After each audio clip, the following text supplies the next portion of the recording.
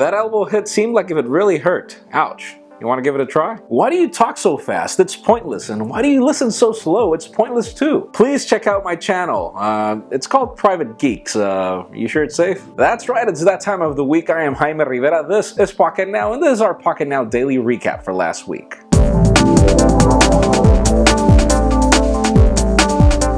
So on Monday I asked you, what did you think Samsung would do with their new patent? They had just patented this new iris scanning technology, and obviously with the whole Touch ID thing, this is kind of popular. And well, we have 261 comments, out of which Aaron says, iris scanner from Samsung, this leaves only a blood tester option for Sony. Ouch. Yeah, that's right. Up next would be toe scanning probably. Then Abdel says, companies are getting creepy, and you're right, but sadly if you want more focused security, that's pretty much the only way to go. Then Sean Nicholson says the iris scanner might work one time in 100 depending heavily on lighting, and you're right. My biggest problem with Samsung is that they bring out a ton of features and most of these are gimmicky because they don't always work right. And I'm not going to say that Touch ID is perfect on the iPhone, but it works 90% of the time, which is actually good. So on Tuesday I asked you if you would still be interested in the wooden Moto X, as the company had finally launched it, but with $100 extra premium and obviously only one color option, and then you would have to wait 2 weeks for it. And we have 744 comments. Most of these were birthday wishes, guys. Thank you very much for your best wishes. One of them says, no, not for this. If it comes in carbon fiber, yes, sure it will.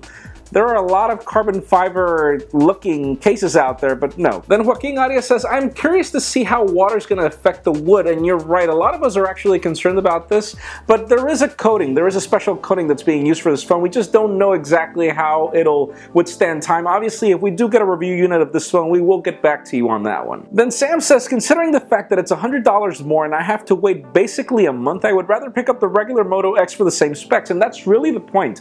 I would be happy to pay $100 extra for a Snapdragon 800 version of the Moto X, or one with a better camera. I would even pay $100 for the wood, fine, but if it gave me more specifications, the wood alone is not really a good point for me. I would rather buy another phone or the Moto X in any color option right now.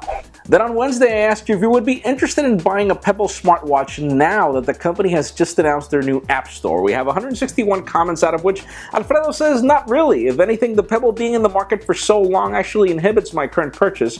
Who knows when they'll announce the Pebble 2, and that's really a good point out there. I actually bought the Pebble kind of skeptical because, yeah, the Pebble 2 could probably be around the corner and we don't really know, so we'll keep you posted on that one. Then Andrea says, I'm waiting for the Vive from Vive Gear. I don't really need a watch, and you know, the Vive is a really interesting product. I like the Pebble because I get alerts on it and I don't have to pull the phone out of my pocket, and the Vive is interesting because for 23 bucks you could pretty much get the same functionality. The difference is you'll still have to pull out the damn phone because you won't know exactly what you're getting, so again, you get what you pay for. Then Camshaft says, I don't see the point in a smartwatch. My normal watch cost me $50 and it works fine, and when I need to see the time I look at my phone. For the longest time I felt this way as well, and the cool thing about the Pebble is not really that you get alerts, but the fact that you don't really need to pull your phone out of your pocket.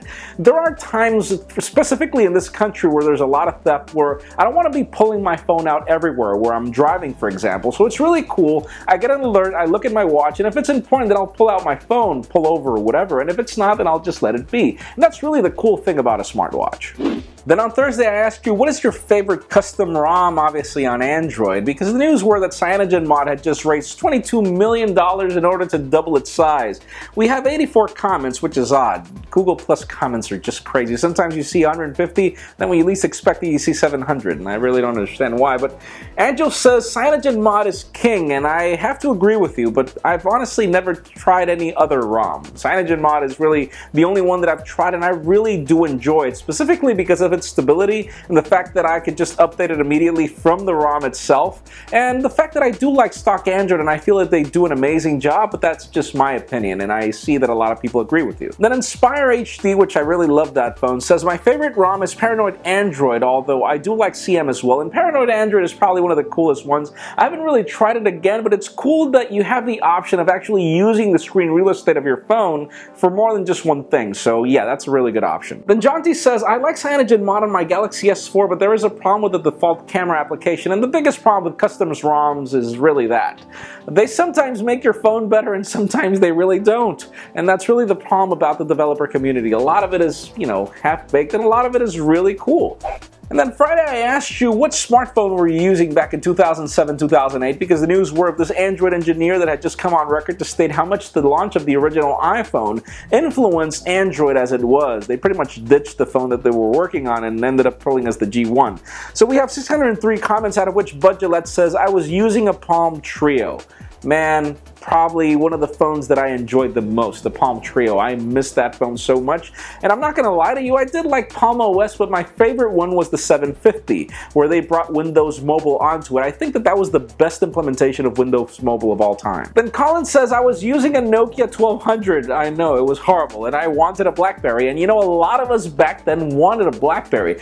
I was going crazy over the BlackBerry Pro, and I honestly liked the phone a lot because I had to use two phones, and I love the fact that that phone was really small, and I did get a really snappy BlackBerry experience up to the point when they made that software upgrade that just totally trashed it. And then another commenter says, I was using a Nokia 3310, I bet that thing is still alive, and later upgraded to an HTC HD2. And yes, the HD2 was probably one of the best smartphones of all time, hands down, not just compared to whatever is right now or in the past.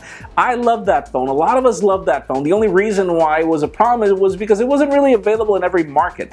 Here in my country, it didn't have 3G, and that's really the reason why I kept away from that phone. But if they ever made a second variant, or meaning a new revamp of the HD2, I would be willing to pay for it. That's it for our daily recap. Thank you very much for watching. A couple of tips if you want your comments to be featured. Number 1, keep them short. Number 2, stick to the point. Number 3, try to get some thumbs up. It helps us spot them a lot easier. You can also follow us on social media and subscribe to our YouTube channel as well. You can also follow me on Twitter, Jaime_Rivera.